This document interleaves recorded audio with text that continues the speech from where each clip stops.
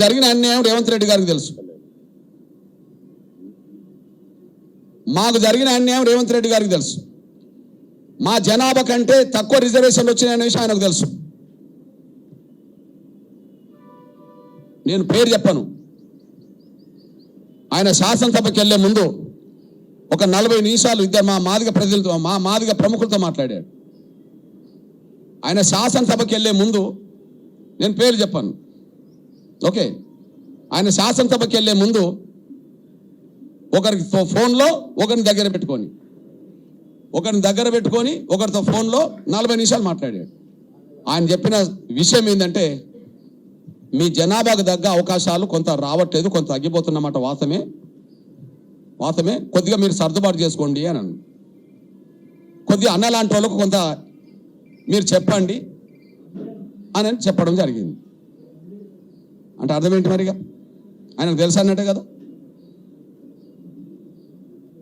ఆయన చెప్పిన విషయం 40 నిమిషాలు మా జాతిలో ఉండబడే ఒక బిడ్డను దగ్గర పెట్టుకొని, మా జాతిలో ఉండబడే ఇంకో బిడ్డతో ఫోన్లో 40 నిమిషాలు మాట్లాడిన సందేశం ఏంటంటే, సమాచారం ఏంటంటే, మీ జనాభాకు తగ్గ రిజర్వేషన్ల ప్రాతినిధ్యం దక్కట్లేదు, కానీ మీరు సర్దుబాటు చేసుకోండి.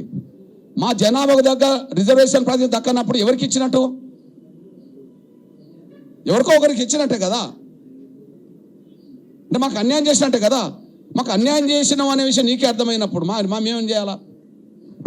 ఈ విషయంలో ఆ సమాచారం అందుకున్న వెంటనే మధ్యాహ్నం పూట మా సామాజిక వర్గానికి సంబంధించిన 4 ఎమ్మెల్యేలతో నేను సమావేశం ఏర్పాటు చేశాను.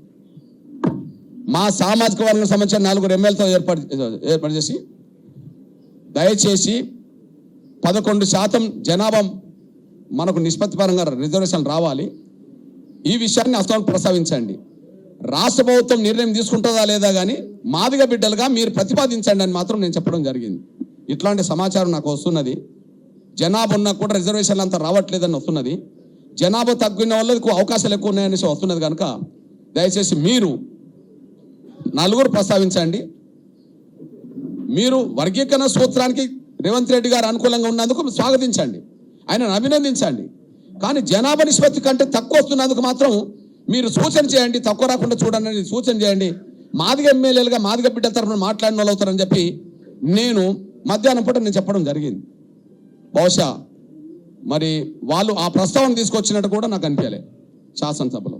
నేనైతే చెప్పాను, నాకు 11 గంటల సుమారే నాకు ఆ సమాచారం ఉన్నది. నేను 1 గంట 2 గంటల మధ్యలో మా ఎమ్మెల్యేలు కూర్చున్నబెట్టి 4 మాట్లాడడం జరిగింది. ఇంకా ఈ విషయాన్ని అసెంబ్లీలో ప్రస్తావించే విధంగా చేద్దామని చెప్పి నేను మన బీజేపీ శాసనసభ్యుడు ఆదిలాబాద్ శంకర్ నేను ఫోన్లో మాట్లాడడం జరిగింది. తను ప్రస్తావించే సమయానికి స్పీకర్ టైం ఇవ్వలేదు. తను ఈ విషయాన్ని 11% రావాల్సిన మాదిగలకు 9% రావడం కరెక్ట్ కాదనే ప్రస్తావన వచ్చే సమయానికి ఆయనను కట్ చేయడం జరిగింది. నేను బీఆర్ఎస్ నేతలతో మాట్లాడదాం అనుకున్నా, వాళ్ళు కాంటాక్ట్లోకి రాలే. కానీ మా సోదరుడు ఎర్రోల శ్రీనివాస్కు చెప్పాను, దయచేసి మన నిష్పత్తి కంటే తక్కువ రిజర్వేషన్లు వస్తున్నట్టుగా కనిపిస్తున్నది, దాన్ని మీరు వెంటనే పరిగణలోకి తీసుకొని కేటీఆర్ గారికో అక్కడ శాసనసభలో బీఆర్ఎస్ వాళ్ళు చెప్పానని చెప్తే, అన్న వాళ్ళు లోపల ఉన్నారు, నేను బయట ఉన్నాను చెప్పడం జరిగింది. కారణాలు ఏమైనా ఇది రేవంత్ రెడ్డి గారికి ముందే తెలుసు, మా నిష్పత్తి కంటే తక్కువ వస్తుందనే విషయం ముందే తెలుసు. ఆ ముందే తెలుసు కాబట్టినే తన దగ్గర ఒక మాదిగ ప్రముఖుని పెట్టుకొని ఇంకో మాదిగ ప్రముఖుడితో 40 నిమిషాలు మాట్లాడిండు. కాబట్టి స్పష్టంగా అర్థమవుతుంది, ఉద్దేశపూర్వకంగానే మా వాటా మాకు దక్కకుండా పోయింది అని. ఈ నేపథ్యంలోనే మేము గుర్తు చేస్తున్నాం. మించిపోయింది ఏం లేదు, లోపాలుంటే సరి చేసుకోండి. మించిపోయింది ఏం లేదు, లోపాలుంటే సరి చేసుకోండి. ఇప్పుడు మీకు నచ్చని విషయాలు రిజెక్ట్ చేసిండ్రా లేదా? షమీం అఖ్తర్ గారు ఖచ్చితంగా క్రిమిలేయర్ ఉండాలని చెప్పి సూచన చేశాడు. ఆ సూచనను మేము ప్రభుత్వం తిరస్కరిస్తుందని చెప్పిండ్రా లేదా? మరి మొదటి గ్రూపులో అత్యంత వెనుకబడ్డ గ్రూపులో అత్యంత అభివృద్ధి చెందిన 2-3 కులాలను ఎట్లా చేస్తారు? మా జనాభా కంటే తక్కువ మాకు ఎట్లిస్తారు? 1,10,000 ఉన్న కులానికి 1% ఇవ్వడానికి కొంత కసరత్తు చేసినప్పుడు 1,33,000 ఉన్న ఒక కులానికి సపరేట్ ఇవ్వడానికి ఎందుకు కసరత్తు చేయలేకుండా పోయినరు?